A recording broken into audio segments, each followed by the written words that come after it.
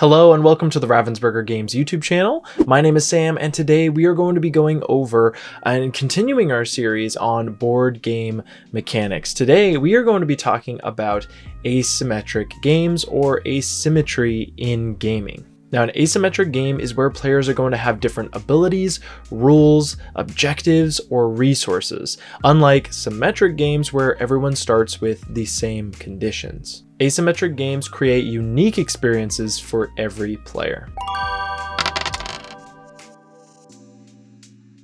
Now, I do want to talk a little bit about the different types of asymmetry that you're going to find in games, because there are a lot of different types, from really small amounts to completely game-changing amounts. It could be faction-based asymmetry where every player position is playing a different character. They might be a different faction in a war game, or it might just be a different character. You might have rule-based asymmetry where players take on a role, however, their gameplay still is generally the same. You might have objective-based asymmetry where everyone has the same mechanics, however, their goals to win the game are different. And you might have more of an economic or resource asymmetry where players start with a differing amount of resources to start the game. This is also commonly known as variable player powers, because usually most games will have just kind of a small thing that makes you different at the beginning of the game, but everything else is going to be the same for you as you play. So as an example, seeing as this is a Ravensburger channel, we're going to use Disney Villainous. So Disney Villainous is an asymmetric board game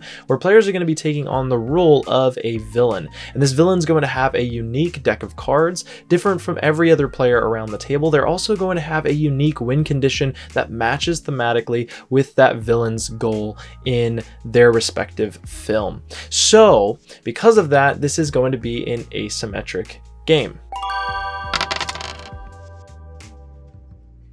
But really quickly, I want to talk about what are some of the reasons why you might want to try out asymmetric games. The first one is going to be that they usually have some high replayability. Oftentimes with games like these, every time you play them is going to feel different, mostly because you might be playing a different character or faction than the last time that you played, or you discovered something new with a faction or character that you're already comfortable with. There's a lot of strategic variety because not only do you have to learn your position, but you might have to learn other characters in order to play against them properly or know what they're doing on their turn. So because of that, there is a lot of room for some interesting strategy. How do you run your own position, but also how do you thwart your opponent's position? There's a lot of thematic immersion within asymmetric games because a lot of people will get really into that faction or role that they are playing, and that can really help with the thematics of gaming and feeling a little bit of ownership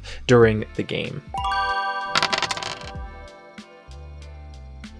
Some of the challenges might include that most players need to be pretty familiar with the game in order to understand what's going on in every position. And also, learning curve can be a major stumbling block because you have to learn multiple different positions in order to play the game at times, or teach the game for that matter. But with all that said and done, do you have any asymmetric games that you have played and that you have enjoyed? And if so, definitely drop one down below. I would love to hear some of what you guys have been playing. But that is it for today's video. Thank you so much for watching. I will see you next time.